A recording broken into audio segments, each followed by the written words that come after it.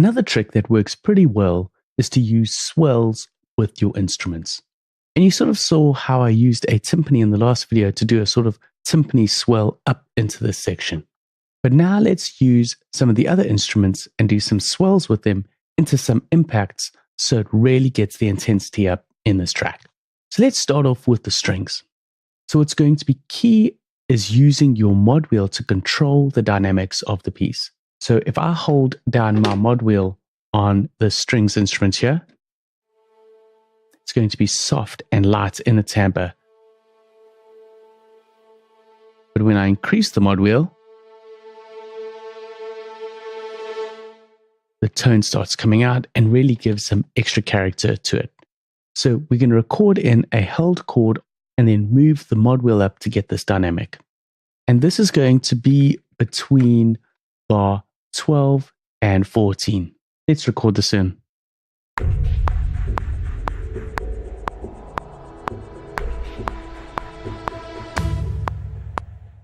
Cool. And just check that it's quantized. Just getting that timing correct. And maybe just to speed things up, as this is for demonstration purposes, let me just copy this piece down to violins 2 and shift this up an octave. Just double check violins 1 that it's quantized to bar 12. So normally I'd spend a bit more time on this in recording in the instrument and doing a different modulation change on it. But just for demonstration purposes, we're just going to copy these quickly. I just want to double check the mod wheel data. It just looks like it's jumping up a bit here. Yeah, something went wrong there. Just recorded in some jumps. Just fix that and then move on to the next. Cool. Then for violas, let's do the same. We'll copy violins 1 across to this and just rename the regions. Then for the cellos, this I want to sort of hold the root notes because these are actually holding down the fifth. They're holding down E, but I want the cellos and the bass to hold down the root note. So let's copy the violas down onto the cellos. In this, I want to move down to A2. So if you hear just these cellos,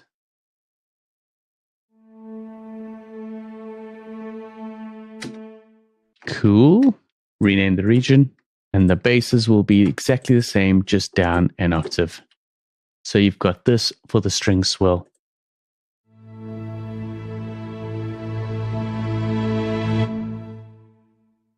So the cellos and basses against the violins and viola are just giving a nice harmonization of the root and the fifth. And then let's also just automate in some volume risers up to bar 14. So these first violins, let's just automate them all the way down. Same for the other instruments. Then when it hits here, this can actually just even out. Cool. Now next, it's going to kick into these hits over here. And to complement these with the percussion, let's add in some short staccato notes on each of these instruments. So what we first can do is we can change the articulation type. So this is going sustain here. And then from that, we want it to go to staccato. And let's do the same for the other instruments. These are all going to be staccato. Cool. So we've drawn in the articulations. Now let's go in and record these short notes. So with the first violins, we want it to be this. Let's try to record this in.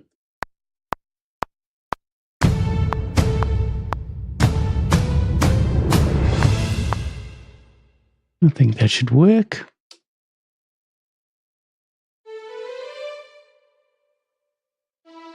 There we go. And we can just glue those parts together. And we can just copy that across to the second violins. So we can just copy that onto this track, paste it. Actually, let's just first join those. And then paste it.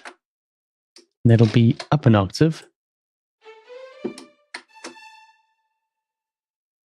Maybe what will work is to go. It actually works. So actually, with the first violins, this needs to come down an octave. Then on the violas, cellos, and basses, I want this to pedal across. So it's just going to be playing the same root notes into these. So this will be.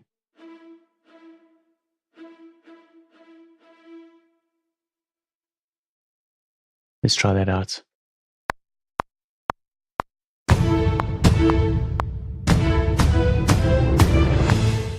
That's cool. Join the parts. Quantize them. And then for the cellos, this will be down on A2. So we can record this in.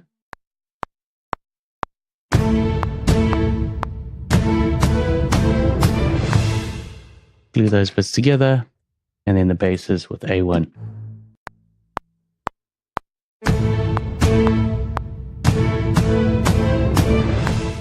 There's a bit of a bum note there. We'll fix that now. So let's go into the basses. That's not correct. Check out the modulation. Maybe what we can do is draw this in even higher. Jink, jink, jink, jink. There we go. And the same on the cellos. Check their quantization. And then draw in the modulation to increase the tension there. Same with the violas. Draw that in. The second violins. Like I said, we're just doing this very fast for demonstration purposes. Usually you would spend a lot more time doing this. So if you take a listen to the strings and the percussion.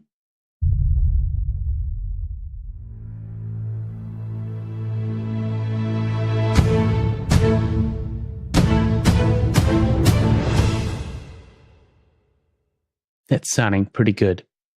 And just to complement this, what we want to do is also have some stabs or hits with the brass section.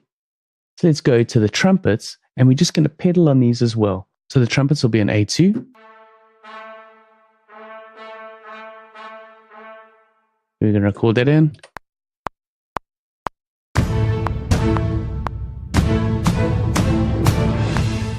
That's cool. Maybe just check the velocities on these. Then for the horns, that'll be on A1. Let's record that in.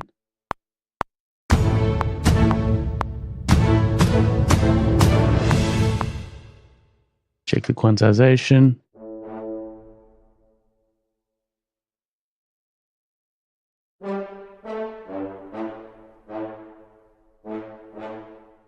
Then the trombones will be on A1 as well.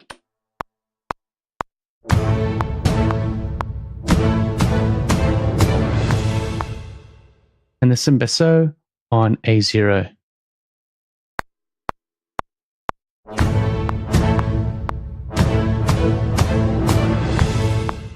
And just to neaten everything up, let's just make sure that everything's quantized nicely.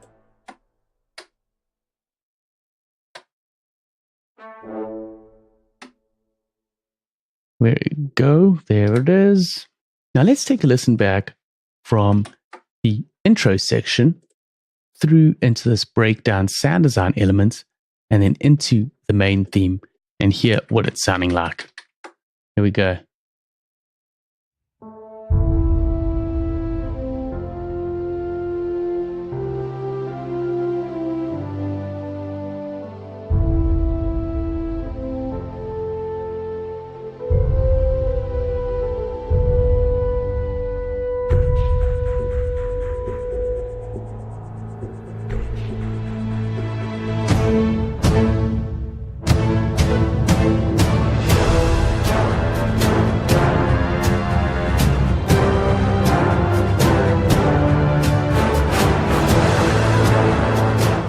That's sounding pretty good. Just one instrument I forgot to add in is these brass staccato patches over here.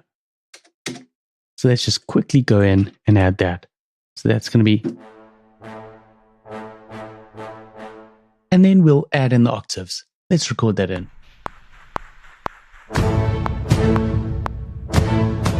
Whoopsie, that's recording on the wrong instrument.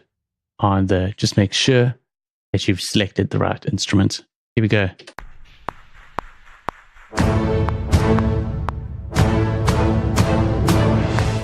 Awesome. Just quantize those. And just go up an octave and down an octave just to increase that range of this instrument. Cool. So let's just listen back again one more time, going from the intro into this sound design hybrid element into the main theme.